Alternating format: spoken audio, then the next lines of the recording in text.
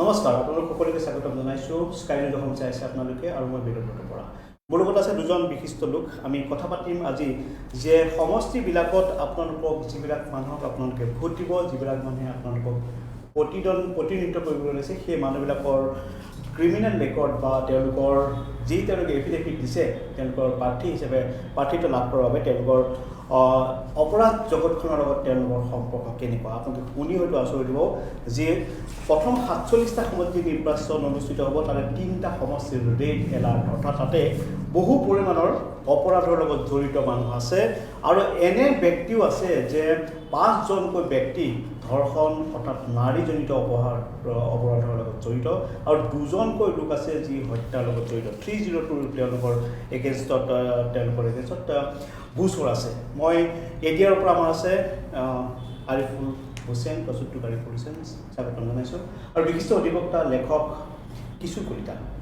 আপোনালোকৰ পৰিচিত এজন ব্যক্তি মই দুইজনীকে স্বাগতম জনাইছোঁ প্ৰথমেই আৰিফ যিখন আপোনালোকে আজি এনালাইচিছ কৰি উলিয়াইছে তালিকা দেখি চকু কপালত উঠিছে যে ইমান অপৰাধ প্ৰাৰ্থীবিলাকৰ উচ্চতম ন্যায়ালয়ে হয়তো যদি নিৰ্ধাৰণ কৰি নিদিলে হয় তেতিয়াহ'লে হয়তো ভয়ানক ঘটনা হ'ল হয় যে ২জনকৈ প্ৰাৰ্থী আছে যি হত্যাকাণ্ডৰ লগত জড়িত আৰু ৫জন প্ৰাৰ্থী আছে যি নাৰীজনিত অপৰাধৰ লগত জড়িত এজন ধৰ্ষণৰ অভিযুক্ত প্ৰাৰ্থী এইসকল প্ৰাৰ্থীক মানুহে কেনেকৈ ভোট দিব আপুনি যদি আজি যিখন আপোনালোকে অপৰাধ প্ৰবল ব্যক্তি বা অপৰাধৰ লগত জড়িত ব্যক্তি যি তালিকা প্ৰস্তুত কৰিছে বা যিধৰণৰ বিশ্লেষণ কৰিছে তাৰ সাৰমৰ্ম কি আৰিফ তাৰ সাৰমৰ্মটো এনেকুৱা ধৰণৰ যে আমি আজি কিছু বছৰ ধৰি পেলাই হয়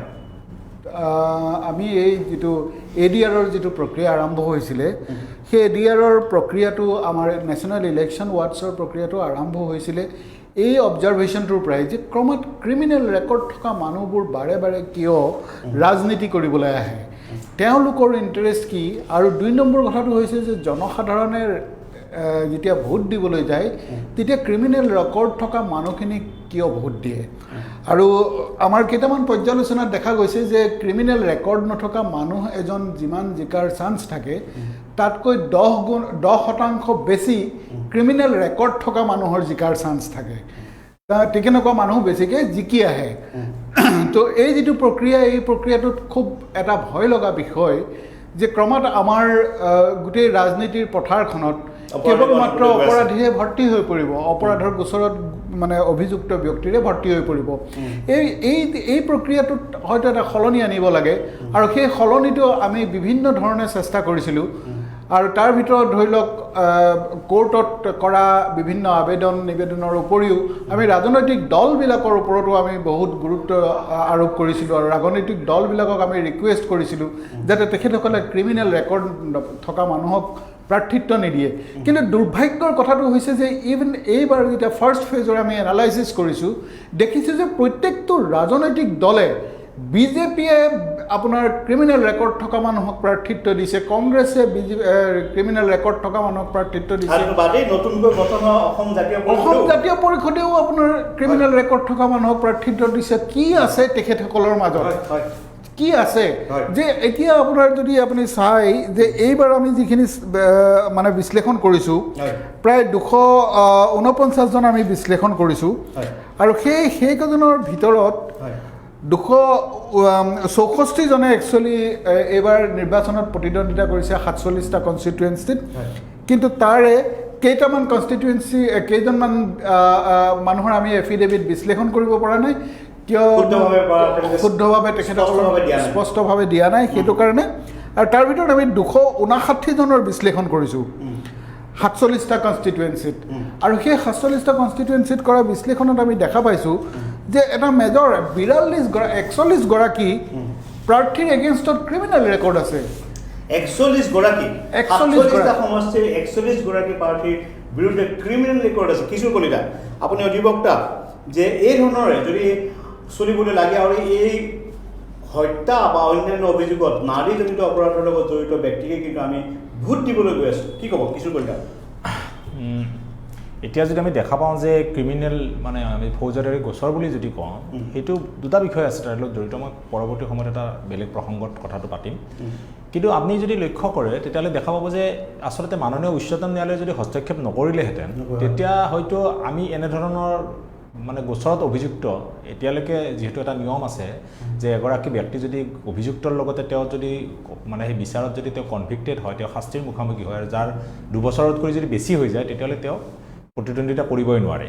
এতিয়া বেছিভাগ ক্ষেত্ৰত কি হয় আমাৰ গোটেই ন্যায়িক ব্যৱস্থাটো এনেধৰণৰ যে বৰ দীৰ্ঘসূত্ৰিতা এটা আছে তাত গতিকে বহুত গোচৰত বহুদিন লাগি যায় হয়তো তাৰ মাজতে 2-3টা নিৰ্বাচন গুচিয়ে যায় এনেধৰণৰ আপুনি যিটো কৈছে যে হত্যাকাণ্ডৰ দৰে জড়িত গোচৰো আছে কিন্তু তাৰ পিছতো তেওঁলোকে নিৰ্বাচনী আয়োগক উচ্চতম ন্যায়ালয়ে এটা নিৰ্দেশনা দিছিল যে প্ৰতিটো দলে তেওঁলোকৰ ৱেবছাইটত ডিক্লেয়াৰ কৰিব লাগিব আৰু সেই সূত্ৰে আজি আচলতে আমি গোটেইখিনি তথ্য পাবলৈ সক্ষম হৈছোঁ কিন্তু মই যিটো কথা ক'ব খুজিছোঁ এই ক্ষেত্ৰতো কিন্তু অপৰাধীৰ 2টা ভাগত আমি বিভক্ত কৰিব পাৰোঁ এটা হৈছে কি ধৰক এতিয়া কথাটো হৈছে যে শিৱসাগৰ সমষ্টিত অখিল গগৈ এবাৰত প্ৰতিদ্বন্দ্বিতা কৰিছে এতিয়া আমি যেতিয়া মনোনয়ন পত্ৰবিলাক দাখিল কৰোঁ তেতিয়া সকলোৱে নিজৰ নিজৰ বিৰুদ্ধে কিমান গোচৰ আছে সেইটো তেওঁলোকে জনাব লাগে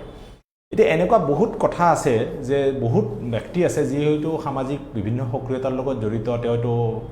মানে প্ৰগতিশীল শক্তিৰ লগতো জড়িত বা তেওঁ কৃষক আন্দোলন কৰে বা বিভিন্ন তেওঁলোকৰ বিৰুদ্ধে কিন্তু বিভিন্ন ধৰণৰ গোচৰ জাপি দিয়া হয় আৰু সেই গোচৰবিলাক সেইটো এটা বেলেগ প্ৰসংগ 52টা গোচৰ জাপি দিয়া হৈছে এতিয়া সেই কথাটো হৈছে কি গতিকে সেই ধৰণৰ আমি গোচৰখিনি পৃথককৈ চাব লাগিব আৰু এই ধৰণৰ গোচৰবিলাক এটা পৃথককৈ চাব লাগিব কিন্তু মোৰ যিটো অনুভৱ সেইটো হৈছে কি এই যি এখেতে ক'লে ডিয়াৰৰ গোটেই সেইটো কথাটো লৈ যে মানুহে কিয় ভোট দিয়ে তেওঁলোকক ইয়াৰ অৰ্থটো কি ইয়াৰ অৰ্থটো এইটোৱে যে আচলতে যেনেদৰে প্ৰতিনিধিবিলাকৰ মানসিকভাৱে সেইসকল অপৰাধী মানুহ আহিছে নিৰ্বাচনত আমিও মানসিকভাৱে ভোটাৰবিলাকে অপৰাধীকৰণৰ এটা প্ৰক্ৰিয়াৰ ফালে লাহে লাহে গৈ আছোঁ যেনে উদাহৰণ চাইছোঁ যে আমি দেখিছোঁ যে এজন মানুহে আচলতে ভোটত যেতিয়া তেওঁ নিৰ্বাচনত অৱতীৰ্ণ হয় কোটি কোটি টকা খৰচ কৰে কোটি কোটি টকা খৰচটো ক'ৰ পৰা কৰে সেই প্ৰশ্নটো আমি কেতিয়াও উত্থাপন নকৰোঁ অৰ্থাৎ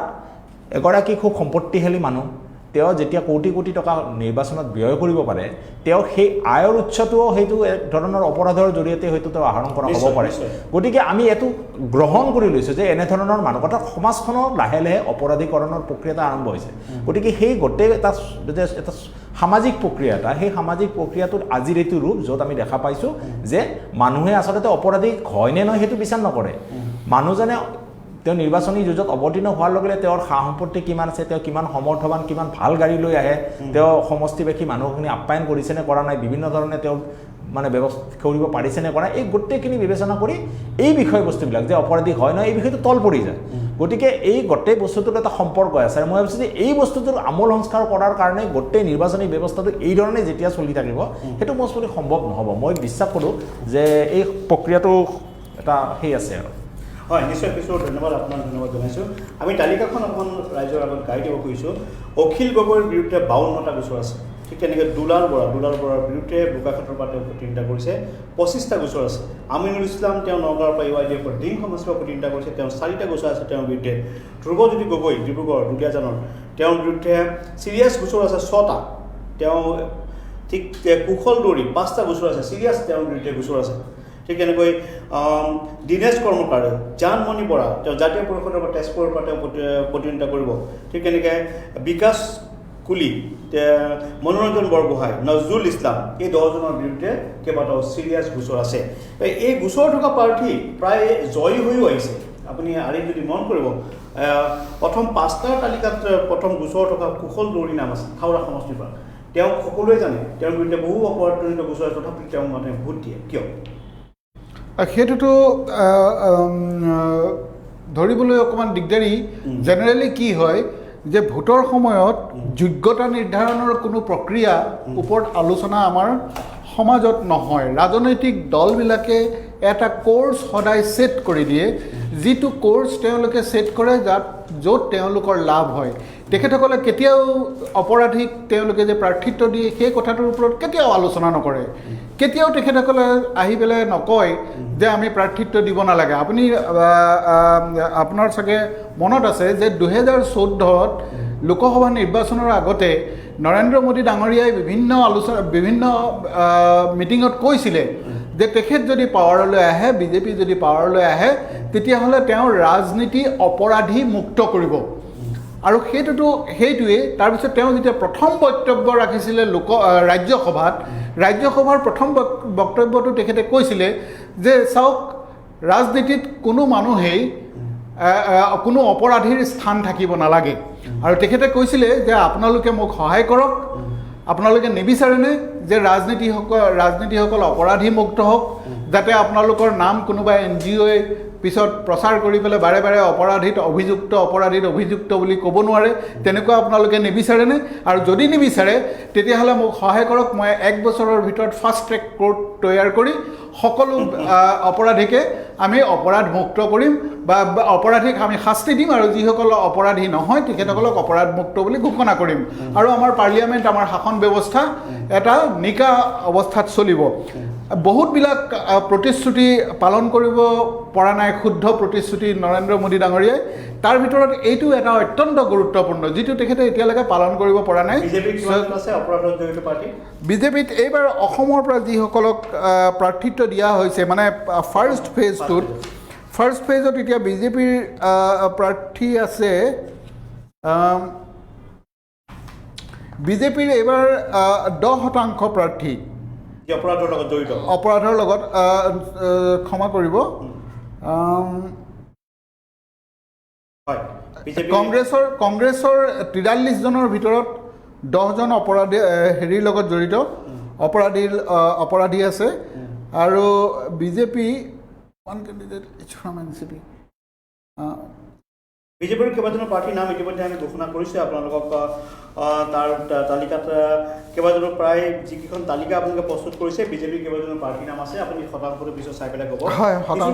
এই ধৰণৰ যে মানসিকতা যে দলবিলাকে যে অপৰাধত জড়িত প্ৰাৰ্থীৰ নাম তেওঁলোকে প্ৰাৰ্থী হিচাপে বাৰে বাৰে যিবিলাকত অপৰাধৰ লগত প্ৰথম তেওঁ দ্বিতীয়বাৰ যেতিয়া তেওঁ বিধায়ক হিচাপে নিৰ্বাচিত হৈ আহে বা মনোনয়ন পত্ৰ দাখিল কৰিবলৈ যায় তেতিয়া তেওঁ যি শপতনামা দাখিল কৰে তাতো তেওঁ অপৰাধী বুলি বা অপৰাধ কি গোচৰ তেওঁৰ বিৰুদ্ধে জড়িত হৈ আছে সেইবিলাক তেওঁ শপতনামা দাখিল কৰিবলৈ তাৰ পিছতো দলবিলাকে সেই অপৰাধী ব্যক্তিবিলাকক প্ৰাৰ্থীটো আগবঢ়ায় আৰু সমষ্টিটোৰ ৰাইজক সেই মানুহবিলাকক অপৰাধী ব্যক্তিবিলাকক ভোট দিবৰ কাৰণে আচলতে এক ব্যৱস্থা কৰি দিয়ে ইয়াৰ মানেটো কি আপুনি কৈছে যে ব্যৱস্থা সলনি কৰিবলৈ কিন্তু তাৰ লগত এটা ক্ৰিমিনেল জুৰিছপ্ৰুডেন্স যিটো আমি ন্যায়িক মানে প্ৰক্ৰিয়াটোৰ বিষয়ে এটা কথা ক'ব লাগিব এটা ক্ৰিমিনেল ফৌজদাৰী মানে আইনী প্ৰক্ৰিয়াটোৰ এটা বিষয়ে গুৰুত্বপূৰ্ণ যিটো আমি সেই কওঁ যে যেতিয়ালৈকে এজন ব্যক্তিৰ বিৰুদ্ধে যিটো অপৰাধৰ গোচৰ অনা হয় সেইটো বিয়ণ্ড ৰিজনেবল ডাউট যেতিয়ালৈকে এষ্টাব্লিছ কৰা নহয় তেওঁ অপৰাধী নহয় গতিকে আমি যিখিনি কথা কৈ আছোঁ এইবিলাকৰ ক্ষেত্ৰত গোটেইবিলাকৰ অপৰাধৰ গোচৰ আছে তেওঁলোকক কিন্তু অপৰাধী বুলি ক'ব নোৱাৰি গোচৰ থাকিব পাৰে আজি মোৰ বিৰুদ্ধেও যদি কোনোবা গোচৰ এটা দিয়ে বিভিন্ন ধৰণৰ গোচৰ দিব পাৰে সেই গোচৰটো দিলে মই অপৰাধী হৈ নাযাওঁ আচলতে গতিকে কনভিকশ্যনৰ কথাটো বেলেগ মই আগতে কৈছোঁ যে যদি কিবা কাৰণত শাস্তি তেওঁ পাই যায় তেওঁ যদি অপৰাধী হিচাপত ন্যায়ালয়ে তেওঁক বিবেচনা কৰে সকলো সাক্ষ্য প্ৰমাণৰ পাছত তাৰপিছত তেওঁ যদি 2 বছৰতকৈ বেছিকৈ তেওঁ যদি শাস্তি পায় মানে কাৰাবাস পায় তেতিয়াহ'লে তেওঁতো প্ৰতিদ্বন্দ্বিতাই কৰিব নোৱাৰে সেইটো এটা কথা আছে কিশোৰ আপুনি এড কৰি দিব মই কৈছোঁ যে এজন প্ৰাৰ্থী যেতিয়া বাৰে ক্ষমতালৈ আহি থাকে তেওঁৰ বিৰুদ্ধে যি ধৰণৰ কেছ জাৰি দিয়া হয় যি ধৰণৰ সেইটো এটা চৰকাৰে যি ধৰণৰ তেওঁক সহায় কৰিব সেই সহায় সুবিধা লৈ তেওঁ অপৰাধ সেইটোতো এটা একেবাৰে সঁচা কথা কাৰণ ধৰক মই এগৰাকী শাসনাধিষ্ঠ দলৰ বিধায়ক বা মই শাসনাধিষ্ঠ দলৰ মন্ত্ৰী যেতিয়াই মই ক্ষমতাত থাকিম যিহেতু গোটেই পুলিচ প্ৰশাসন যিয়ে মূলতঃ অনুসন্ধান চলায় ইনভেষ্টিগেশ্যনটো চলায় সেই অনুসন্ধান চলা গোটেই সংস্থাবিলাক আহি যায় গৃহ মন্ত্ৰণালয়ৰ মানে গৃহ বিভাগৰ অধীনত তো গৃহ বিভাগত যিহেতু মুখ্যমন্ত্ৰীজনৰ এটা প্ৰত্যক্ষ হস্তক্ষেপ থাকে তেওঁৰ অধীনতে থাকে আৰু সেই একেটা দলৰে যদি তেওঁ এগৰাকী গুৰুত্বপূৰ্ণ মানুহ হয় বা তেওঁ মন্ত্ৰী হয় বা তেওঁ বিধায়ক হয় নিঃসন্দেহে তেওঁ প্ৰভাৱিত কৰে আৰু এই প্ৰভাৱিত কৰাৰ বিষয়ত যদি অনুসন্ধানৰ প্ৰক্ৰিয়াটোত যদি আৰক্ষী কিবা ধৰণৰ প্ৰভাৱিত হয় গোটেই বস্তুটোত ক্ষমতাৰ যিটো কাৰবাৰ চলি থাকে তেতিয়াহ'লে নিঃসন্দেহে ক'ব পাৰি যে সেইটো হয়তো বিভিন্ন ধৰণৰ গাফিলতি এটা দেখা দিব পাৰে আৰু এইটো এটা মানে গুৰুত্বপূৰ্ণ কথা আচলতে সেইটো কাৰণত বহু বছৰ ধৰি যিটো আৰক্ষী সংস্কাৰৰ ক্ষেত্ৰত দুটা কথা কোৱা হৈ থকা হৈছে যে আৰক্ষীৰ অনুসন্ধানটো এটা বেলেগকৈ সুকীয়া হ'ব লাগে এটা স্বতন্ত্ৰ সংস্থাৰ দ্বাৰা হ'ব লাগে আৰু মানে ল এণ্ড অৰ্ডাৰ চিটুৱেশ্যন বুলি যিটো আইন শৃংখলাজনিত যিটো তেওঁৰ দায়িত্ব আৰক্ষীৰ সেইটো সুকীয়া হ'ব লাগে গতিকে এতিয়া কিন্তু সেইটো হোৱা নাই এতিয়া আমি যেনেকৈ জুডিচিয়েল ছেপাৰেশ্যনৰ কথাটো কওঁ যে কিছুমান ৰাজ্য এনেকুৱা আছে য'ত হয়তো পুলিচ বিষয়াজনে ন্যায়িক বিষয়াৰ মানে ভূমিকাটো পালন কৰে পুলিচতো সেই আৰক্ষীটো সেই একেধৰণৰ প্ৰক্ৰিয়াটাই চলি আছে কিন্তু যোনে অনুসন্ধান কৰে আইন শৃংখলাৰ দায়িত্বটো থাকে গতিকে আইন শৃংখলাৰ দায়িত্বত থকা মানুহ এজন প্ৰত্যক্ষভাৱে ৰাজনীতি বা ক্ষমতাৰ যন্ত্ৰৰ দ্বাৰা তেওঁ প্ৰভাৱিত হয় গতিকে তেওঁ নিৰপেক্ষভাৱে এটা অনুসন্ধান কৰিব পাৰিবনে নোৱাৰে বা কৰিলেও সেই অনুসন্ধান প্ৰক্ৰিয়াত কিমান প্ৰভাৱ ৰৈ যাব সেইটো এটা বৰ গুৰুত্বপূৰ্ণ কথা আৰু এই গোটেই বস্তুখিনিৰ এটা সংস্কাৰ যদি নহয় তেতিয়াহ'লে এই একেধৰণৰ ব্যৱস্থা এতিয়া কিন্তু চলি থাকিব মই এটা কথা ক'ব খুজিছোঁ এই টুকুৰাতে মই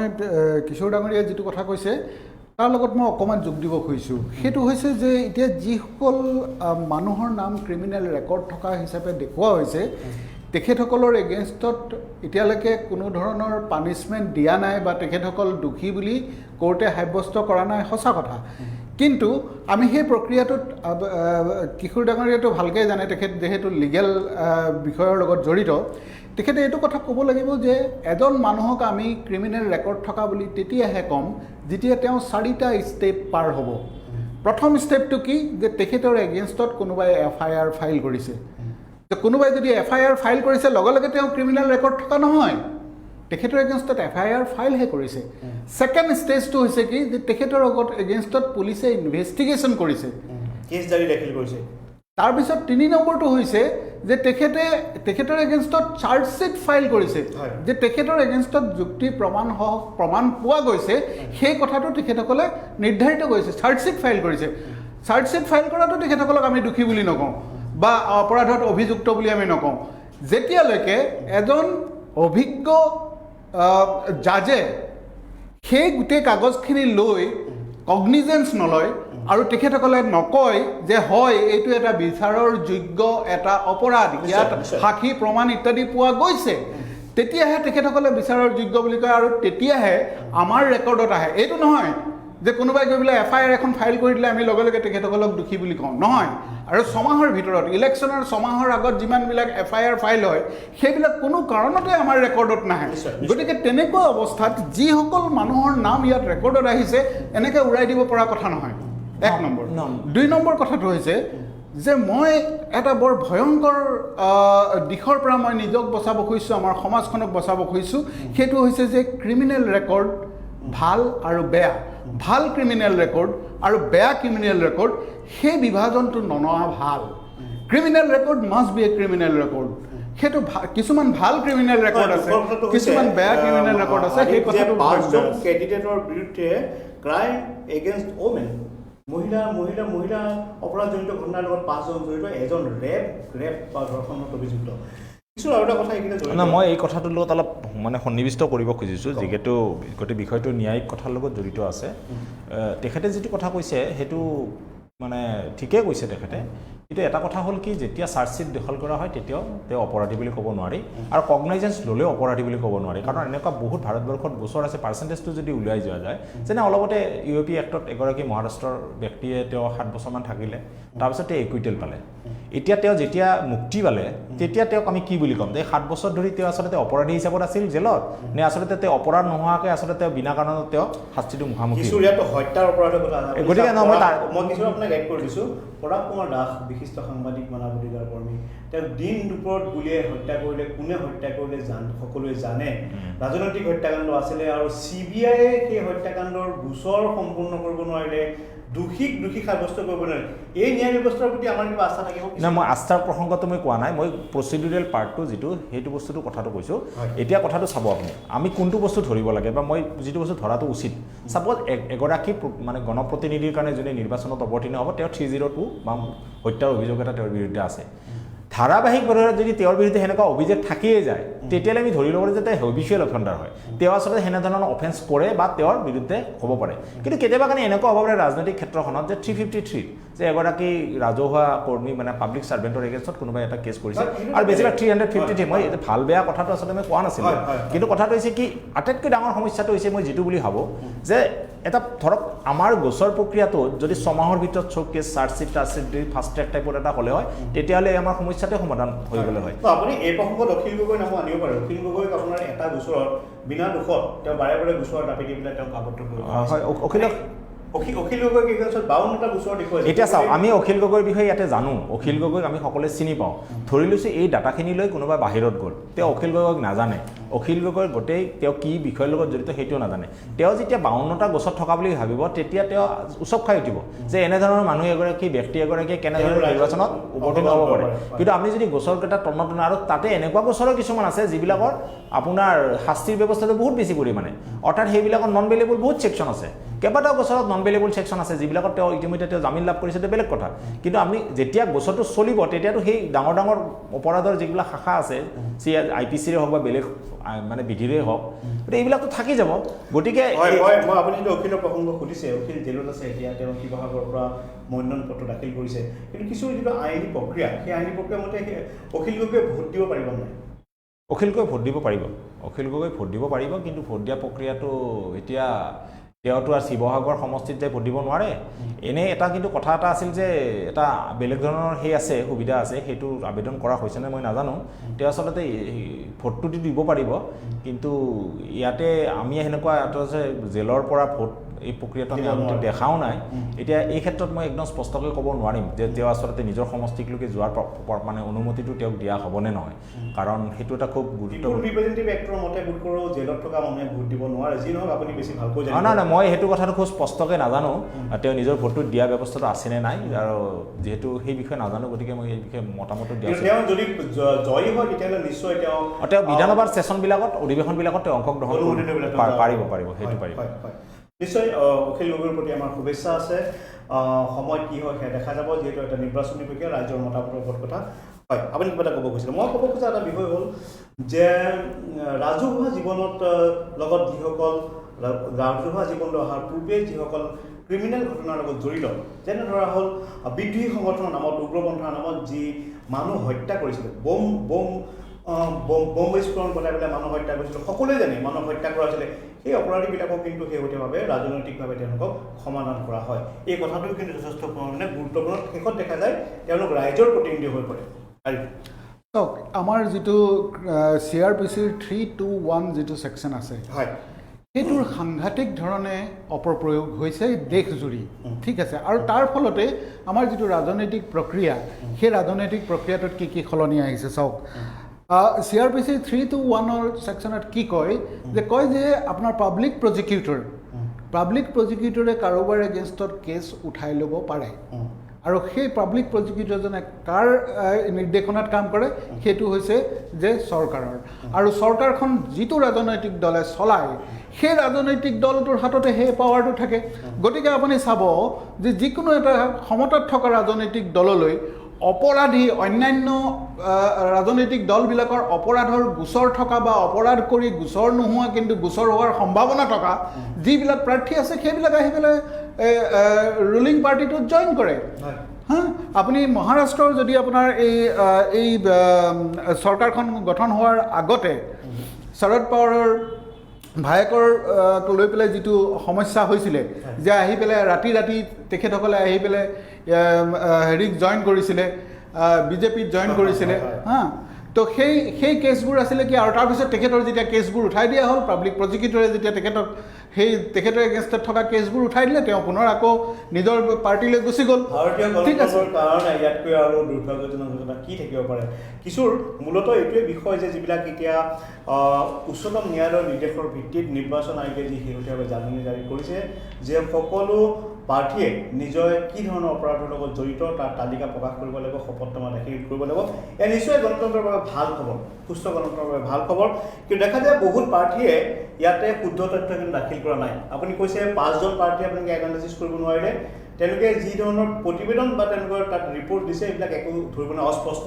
এনেকুৱা ধৰণৰ বদমাচিও কৰে কিছু নিশ্চয় যে ন্যায়িক ব্যৱস্থাই যে আমি আন্ধাৰৰ মাজত এক পোহৰৰ বাট দেখুৱাবলৈ যেন গৈ আছে তেনেধৰণৰ কথা এতিয়াৰ যি ৰিপৰ্ট উলিয়াইছে সেই ৰিপৰ্টৰ মাজতো যে আমি তেনেকুৱা ধৰণৰ আশা দেখিব পাৰোঁ নাই বা সেই কথাটো কিন্তু অপৰাধী ব্যক্তিজনে ইয়াত যেনেকৈ আমি চিনাক্তকৰণ কৰিব পাৰিছোঁ ভোটাৰে কিন্তু তেওঁক গোটেই ব্যৱস্থাটোৰ পৰা আউট কৰি দিব পাৰে হয় নহয় ভোটাৰে ইচ্ছা কৰিলেতো পাৰে চাওক ভোটাৰৰ ওপৰত গোটেইখিনি এইকেইটা দিনত ভোটাৰৰ ওপৰতে সৰ্বোচ্চ ক্ষমতাটো থাকে তেওঁলোকে কি ধৰণে এগৰাকী প্ৰাৰ্থীক বিশ্লেষণ কৰিব তেওঁলোকৰ প্ৰকৃত প্ৰতিনিধি হ'ব পাৰে নে নৰে সেইটো তেওঁলোকে বিচাৰ কৰিব পাৰে এতিয়া মই প্ৰথম অৱস্থাতে যিখিনি কথা কৈছোঁ যে অপৰাধীকৰণ প্ৰক্ৰিয়াটো তলৰ পৰা ওপৰলৈ সকলোখিনিতে হৈ গৈছে এতিয়া ভোটাৰ ৰাইজে যদি এগৰাকী ব্যক্তিক ভাবে যে তেওঁ অপৰাধ কৰিলে কি হ'ল তেওঁৰ সা সম্পত্তি যথেষ্ট আছে অৰ্থবান ক্ষমতাবান এনেকুৱা মানুহ এজনে আমাৰ সমষ্টিটোৰ প্ৰতিনিধিত্ব কৰাটো উচিত আৰু এই মানসিকতাটো যিমানে ব্যাপক ৰূপত গঢ় ল'ব ধৰিছে এতিয়া আমি দেখিছোঁ যে আমাৰ লাষ্ট ৰিজৰ্ট টাইপত হৈ গৈছে ন্যায়িক ব্যৱস্থাটো আমাৰ শেষ আশ্ৰয় এতিয়া ন্যায়িক ব্যৱস্থাটোৱে যদি কালি ধৰি লৈছোঁ কথা এটা যদি কৈ দিয়ে যে যদি নিৰ্বাচনী আয়োগে কৈ দিয়ে যে কোনোবাৰ বিৰুদ্ধে গোচৰ এটা থাকিলে তেওঁ নিৰ্বাচনত অৱতীৰ্ণ হ'ব নোৱাৰিব তেতিয়া কিন্তু আমি ক'ব নোৱাৰে যে সেইটো এটা খুব গণতান্ত্ৰিক কথা এটা হ'ব কাৰণ তেতিয়াহ'লে খুব পৰিকল্পিতভাৱে বিভিন্ন মানুহৰ বিৰুদ্ধে গোচৰ দিয়া হ'ব আৰু তেতিয়া তেওঁলোকে প্ৰতিনিধিত্ব কৰিব নোৱাৰিব আৰু পুনৰ সেই চৰকাৰৰ হাততে সেই ক্ষমতাটো গুচি যাব যি শাসনাধিষ্ঠ দল এতিয়া ধৰক আমি শুনিছোঁ যে বিভিন্ন মানুহক এতিয়া এই সময়ছোৱাত বিভিন্ন মানুহ বিভিন্ন গোচৰত অভিযুক্ত কৰা হৈছে সেই আৰু খুব চিৰিয়াছ গোচৰ এইবিলাক UAP এক্টৰ আণ্ডাৰত বহুত গোচৰ আছে গতিকে এই মানুহবিলাকতো আমি ধৰক UAP এক্টৰ আণ্ডাৰত যদি এজন মানুহক অভিযুক্ত কৰা হয় তেওঁতো ক্ৰিমিনেল বা ফৌজদাৰী গোচৰ এটাতে তেওঁ অভিযুক্ত হয় গতিকে কথাটো হৈছে কি ইয়াৰে এটা খুব মানে সেই হ'ব লাগে আৰু গোটেই বস্তুটো আৰিফে যিটো কথা কৈছে সেইটো কথাটো খুব জৰুৰী সেইটো হৈছে যে আমাৰ ন্যায়িক ব্যৱস্থাটো কিমান শক্তিশালী আৰু প্ৰথমতে কিমান স্পীডত হয় কিমান গতিশীল এটা গোচৰত যদি চাৰ্জশ্বিট দাখিল কৰাতে বহু বছৰ গুচি যায় তাৰ ন্যায়িক প্ৰক্ৰিয়াটো সম্পূৰ্ণ হওঁতে যদি কেইবাবছৰ গুচি যায় সেই সময়ত কেইবাটাও নিৰ্বাচন গুচি যাব কিন্তু ধৰি লৈছোঁ এগৰাকী মানুহে এইবাৰৰ নিৰ্বাচনত অৱতৰণীয় হ'ল তাৰপিছত বহু বছৰ পাছত তেওঁক সেই গোচৰ এটাত তেওঁক কনভিক্ট কৰা হ'ল তেওঁ শাস্তি পালে তেতিয়া আমি ধৰি ল'ম যে এগৰাকী অপৰাধীক আচলতে ইমান দিনে আমি গণপ্ৰতিনিধি কৰিলোঁ সেইটো কথা কাৰণ তেওঁক যিদিনাখন তেওঁ অপৰাধত তেওঁ সাব্যস্ত হ'ব অপৰাধ তেওঁ সাব্যস্ত হৈ তেওঁ জেল হ'ব বা বিভিন্ন শাস্তিৰ মুখামুখি হ'ব তেতিয়া আমি কি ক'ম যে আমি কিছু আৰু এটা কথা আইনী এটা মেৰপাক কেতিয়া ওলালে ধৰক অখিল গগৈৰ বিৰুদ্ধে গোচৰসমূহ কি ধৰণৰ অভিযুক্ত হ'বনে নহয় বা তেওঁ কিমান বছৰ শাস্তি লাভ কৰিব জেল পাব সেই কথা চূড়ান্ত নহওক কিন্তু 2 বছৰ জেলত থাকিব লগা হ'ল তেওঁলোকে প্ৰাৰ্থী হ'ব পাৰিব নোৱাৰে না সেইটো তেওঁ নোৱাৰে এইটো যিটো কথা কৈছে এতিয়া হৈছে কি আপোনাক তেওঁক বিভিন্ন কাৰণত তেওঁক জামিন দিয়া নাই জামিন নিদিয়া কাৰণবিলাক বিভিন্ন ধৰণৰ জামিন নিদিয়ে প্ৰথম কথা হ'ল কি আপুনি খুব কাৰণ UAP এক্টৰ আণ্ডাৰত টেৰৰিষ্টৰ যদিও অখিলৰ এগেইনষ্টত টেৰৰিষ্টৰ কথাটো অনা নাই কিন্তু এটা বেন অৰ্গেনাইজেশ্যনৰ লগত সম্পৰ্ক থকাৰ অভিযোগ অনা হৈছে গতিকে কথাটো হৈছে কি এইটো হৈছে এটা কোৰ্টৰ আৰু আমি জানো যে জামিনটো এটা ডিছক্ৰিশ্যনাৰী পাৱাৰ অফ দ্য কোৰ্টৰ নিজৰ ইচ্ছাৰ ওপৰত সেইটো দিব পাৰে তাৰে কোনো বিশ্বজনীন কোনো নীতি নিয়ম নাই যে এইটো এনেধৰণৰ হ'লেহে আচলতে জামিন দিয়া হ'ব সেইটো বিভিন্ন বিবেচনা কৰি এগৰাকী ন্যায়াধীশে তেখেতে জামিনটো দিয়ে আৰু জামিন তেওঁ 2 বছৰ 3 বছৰ 4 বছৰ মই কৈছোঁৱে যে অলপ আগতে যে মহাৰাষ্ট্ৰৰ এগৰাকী ব্যক্তি UAP এক্টৰ আণ্ডাৰত বহু বছৰ থকাৰ পাছত তেওঁ দায়মুক্ত হৈছে দোষমুক্ত হৈছে অথচ তেওঁ 6-7 বছৰ থাকিয়ে গ'ল বুজিছেনে কথাখিনি এই যে 7 বছৰ থাকি গ'ল কিন্তু তেওঁৰ যদি কনভিকশ্যন হৈ গ'লে হয় ছাপ'জ তেওঁ 10 বছৰ বা 14 বছৰ জেল হ'লে হয় তেতিয়াহ'লে এই 7 বছৰটো তেওঁৰ সেই মূল যিটো শাস্তি দিয়া হয় তাৰ পৰা সেইটো কাটি বা কৰ্তন হৈ বাকী কেইটা দিন তেওঁ জেলত থাকিব লগা হয় আৰু সেনেকুৱা বিভিন্ন ক্ষেত্ৰত হয় যেতিয়া এজন মানুহ ধৰক 3 মাহ বা 4 মাহ বেল পিৰিয়ডৰ সময়ত থাকি আহিলে তেওঁৰ এবছৰ শাস্তি দিয়া হ'ল তেতিয়া এই 3 মাহ বা 4 মাহটোক মানে কৰ্তন কৰি বাকীখিনি সময় তেওঁ জেলত থাকিব লাগে আৰিফ আমি সেই মুহূৰ্তত আহিছোঁ যে আমাৰ সময় যিটো অলপ কম যে এই ধৰণৰ আপোনালোকে যি তালিকা আজি প্ৰস্তুত কৰিছে বা যি ধৰণৰ বিশ্লেষণ কৰিছে এই বিশ্লেষণৰ মূল আধাৰটো কি ইয়াৰ দ্বাৰা আপোনালোকে ৰাইজক কি ক'ব বিচাৰিছে যে এতিয়াৰ তৰফৰ পৰা আপোনালোকৰ ৰাইজৰ প্ৰতি আবেদন কি ৰাইজৰ প্ৰতি আমাৰ মুখ্য আবেদনটো হৈছে যে কোনো ক্ৰিমিনেল ৰেকৰ্ড থকা মানুহক আপোনালোকে কাইণ্ডলি ভোট নিদিব কাৰণ যিমান আপোনাৰ ক্ৰিমিনেল ৰেকৰ্ড থকা মানুহবিলাকে ধৰি লওক যে তেখেতসকলৰ টাৰ্ম কিমান দিন তেখেতসকলৰ যাব সেই কথাবিলাক আমি চিন্তা কৰিছোঁ ক্ৰিমিনেল ৰেকৰ্ড থকা মানুহ যিসকল পাব্লিক লাইফত আহিছে কিন্তু কিয় তেনেকুৱা মানুহ দেখোন অন্য কামো কৰিব পাৰে অন্য কামত নগৈ ব্যৱসায় নকৰি তেওঁলোক ৰাজনীতিলৈ বাৰে বাৰে কিয় আহিছে কিয় ৰাজনীতিৰ ক্ষেত্ৰখনত ইমান বেছি ক্ৰিমিনেল ৰেকৰ্ড থকা মানুহৰ প্ৰভাৱ বাঢ়িছে কিয় ব্যৱসায়িক বা এণ্টাৰপ্ৰিনৰশ্বিপ উদ্যোগী মানুহৰ ক্ষেত্ৰত ক্ৰিমিনেল ৰেকৰ্ড থকা মানুহৰ সংখ্যাটো তেনেকৈ বঢ়া নাই তাৰ মানে কি তাৰ মানে হৈছে যে আমাক তেখেতসকলে শাসন কৰিব বিচাৰিছে যি নিজেই অপৰাধত অভিযুক্ত 1 নম্বৰ কথা আৰু 2 নম্বৰ মই খুব গুৰুত্বপূৰ্ণ এটা কথা ক'ব খুজিছোঁ যে চাওক সুপ্ৰিম কোৰ্টে 2018ৰ মই তাৰিখটো পাহৰিছোঁ এটা তাৰিখত সুপ্ৰিম কোৰ্টে এটা অৰ্ডাৰ দিছিলে যে প্ৰত্যেকটো ৰাজনৈতিক দলে যদি কোনো প্ৰাৰ্থীক ক্ৰিমিনেল ৰেকৰ্ড থকা প্ৰাৰ্থীক প্ৰাৰ্থিত্ব দিয়ে তেতিয়াহ'লে তেখেতসকলে প্ৰকাশ কৰিব লাগিব কি কাৰণে প্ৰাৰ্থিত্ব দিব লগা হ'ল অন্যান্য যিমানবিলাক প্ৰাৰ্থী আছে তেওঁলোকৰ কনষ্টিটুৱেঞ্চিত সেইসকলক নিদি এজন ক্ৰিমিনেল ৰেকৰ্ড থকা মানুহক কিয় প্ৰাৰ্থিত্ব দিয়া হ'ল তাৰ বিশদ বৰ্ণনা দিব লাগিব আৰু তাত তেখেতসকলে দেখুৱাব নোৱাৰিব যে এই ক্ৰিমিনেল ৰেকৰ্ড থকা মানুহজনৰ উইনেবিলিটি আছে বা জিকাৰ সম্ভাৱনা আছে বা জয়যুক্ততা আছে সেইটো কোনো কাৰণত কাৰণ হ'ব নোৱাৰিব কাৰণ হ'ব পাৰিব তেখেতৰ শিক্ষাগত অৰ্হতা তেখেতৰ দক্ষতা তেখেতৰ ভাল কাম সেইবিলাক কিন্তু দুৰ্ভাগ্যৰ কথা মই পটককৈ কৈ লওঁ দুৰ্ভাগ্যৰ কথা যে কোনো এটা ৰাজনৈতিক দলে এতিয়ালৈকে এই কথাটো প্ৰকাশ কৰা নাই আৰু মই লগতে এইটোও জনাই থ'ব খুজিছোঁ যে সুপ্ৰিম কোৰ্টে তেতিয়া কৈছিলে যে যদিহে এই কথাবোৰ তেখেতসকলে প্ৰকাশ নকৰে তেতিয়াহ'লে সেইটো এটা কণ্টেম্প্ট অফ কোৰ্ট বুলি লোৱা যাব সুপ্ৰিম কোৰ্টক অৱমাননা কৰা বুলি লোৱা হ'ব এতিয়া আমাৰ সময় আহিছে যে আমি এই ৰাজনৈতিক দলবিলাকক শাসন কৰিব লাগে তেখেতসকলক আমি জনাব লাগে যে they are doing the contempt of court supreme কোৰ্টক অৱমাননা কৰিছে তেখেতসকলে যিসকল মানুহক প্ৰাৰ্থিত্ব দিছে তাৰ কাৰণ দৰ্শোৱা নাই এতিয়ালৈকে কি কাৰণে তেওঁলোকে ক্ৰিমিনেল ৰেকৰ্ড থকা মানুহক প্ৰাৰ্থিত্ব দিব লগা হৈছে সৰি আৰিফ খুব গুৰুত্বপূৰ্ণ কথা আপুনি উচ্চতম ন্যায়ালয়ৰ যিটো কথা ক'লে এইটো গুৰুত্ব 2018 চনৰ 10 অক্টোবৰ তেনেকুৱা এখন পত্ৰ তেওঁলোকে জাননী তেওঁলোকে দেশৰ নিৰ্বাচন আয়োগে দিছিলে খুব গুৰুত্বপূৰ্ণ আৰু এটা ভাল খবৰ কিছুৰ সামৰণিত আপোনাৰ মন্তব্য কি মই আৰিফৰ কথাখিনি ময়ো মানিলোঁ এইটো হৈছে কি আমি অপৰাধীক কেতিয়াও নিৰ্বাচিত গণপ্ৰতিনিধি কৰিব নালাগে কিন্তু পুনৰ কথাটো হৈছে একে কথাখিনি আহিব যে অপৰাধী নিৰ্ণায়কৰ যিটো আমাৰ ব্যৱস্থা সেই ব্যৱস্থাটোত এতিয়াই চূড়ান্ত ঘোষণা নকৰালৈকে এগৰাকী অপৰাধী বুলি কোৱাটো মই এগৰাকী আইনৰ ছাত্ৰ হিচাপে কোৱাটো উচিত নহ'ব কাৰণ এনেকুৱা আমি বহুত গোচৰ দেখিছোঁ যিবিলাক গোচৰত মানুহ বহু বছৰ ধৰি কাৰাবাসত থাকে তাৰপিছত তেওঁক উপযুক্ত সাক্ষ্যৰ অভাৱত তেওঁক দোষমুক্ত বুলি ৰায়দান কৰা হয় আৰু তেওঁ যেতিয়া দোষমুক্ত বুলি ৰায়দান কৰা হোৱাৰ পিছত কিন্তু সমস্যাটো আহিব যে তেওঁ ইমান বছৰ জেলত যে থাকিলে তেওঁ কি হিচাপত থাকিলে জেলত কাৰাগাৰত কি হিচাপত থাকিল তেওঁতো ক্ৰিমিনেল ৰেকৰ্ডটো তেওঁ মানে তেওঁ যিটো গোচৰ আনিছিল সেইটো গোচৰটোৱে প্ৰমাণ নহ'ল গতিকে এইটো এটা খুব মানে আইনগত দিশৰ পৰা খুব গুৰুত্বপূৰ্ণ সংবেদনশীল বিষয় কিন্তু কথাটো হৈছে কি মই ভাবোঁ যে এই বিষয়টোৰ ওপৰত নিৰ্বাচনী আয়োগৰ এটা সংস্কাৰৰ খুব অতিব প্ৰয়োজনীয়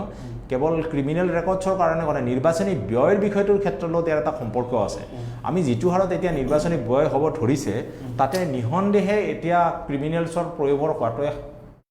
বেছি মানে সম্ভাৱনাটো আছে কাৰণ কোটি কোটি টকা খৰচ কৰি যদিও নিৰ্বাচনী আয়োগে এটা নিৰ্দিষ্ট সীমা ধৰি দিয়ে তথাপি আমি দেখা পাওঁ যে মানুহে কি হিচাপত পইচা খৰচ কৰে গতিকে এইটো ভাৰতীয় গণতন্ত্ৰৰ বাবে আটাইতকৈ দুখ লগা কথাটোৱেই হ'ল যে আমি বাৰে বাৰে হিতাধিকাৰী সৃষ্টি কৰিছোঁ মানুহৰ মৌলিক সমস্যাসমূহ সমাধান কৰাতকৈ তেওঁলোকৰ হাতলৈ ধন দিয়াৰ প্ৰত্যক্ষ ব্যৱস্থা কৰিছোঁ এইবিলাকৰ কাৰণেই সকলো ৰাজনৈতিক দল জগৰীয়া আৰু আপুনি মই সচেতন নহ'লে ইয়াৰ পৰা হয়তো আমি পৰিত্ৰাণ নাপাম আৰু আমাৰ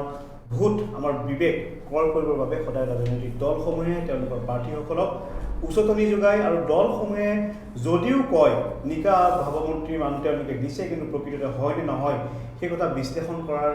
দায়িত্ব আৰু সময় আপোনালোকৰ আহি পৰিছে আৰু সেইবাবেই এনেধৰণৰ এটা গুৰুত্বপূৰ্ণ বিষয় আমি আপোনালোকৰ মাজলৈ লৈ আহিছোঁ আৰু আমাৰ কথাখিনি আপোনালোকে ৰাইজৰ মাজলৈ লৈ যাওক যদি আমাৰ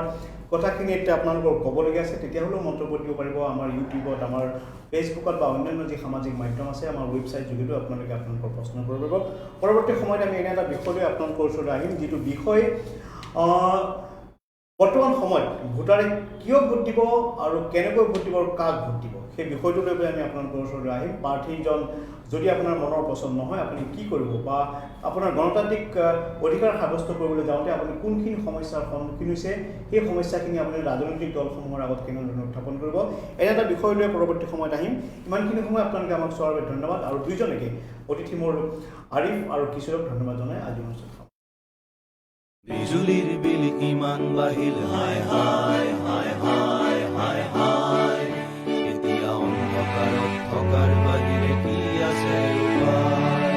পোহৰাই তুলিব প্ৰতিটো ৰাতি 2 ইউনিটলৈ বিজুলী ফ্ৰী বিজুলীৰ চিন্তা যোৱা পাহৰি আহি আছে কংগ্ৰেছ লৈ গেৰাণ্টি 2 ইউনিট ফ্ৰী বিজুলী প্ৰতিটো ঘৰতে আহি আছে কংগ্ৰেছ গ্যাৰাণ্টিৰ সৈতে কংগ্ৰেছ দলৰ গ্যাৰাণ্টি সম্পন্ন চাকৰি পঞ্জীয়ন কাৰ্যসূচী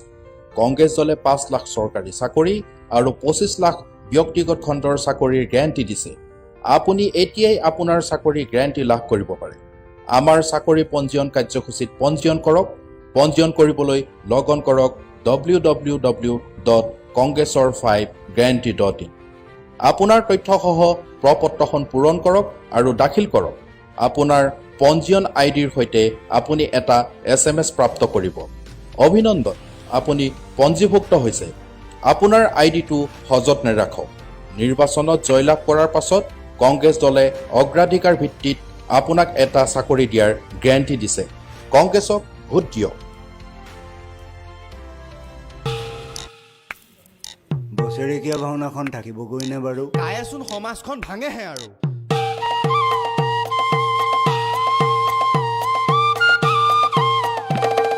বাজিব শংখ বাজিব কাহ, কাতৰাই কংগ্ৰেছে দিৱসা, বিৰোধৰ আঁতৰাব শক্তি, আহি আছে কংগ্ৰেছ লৈ গেৰাণ্টি।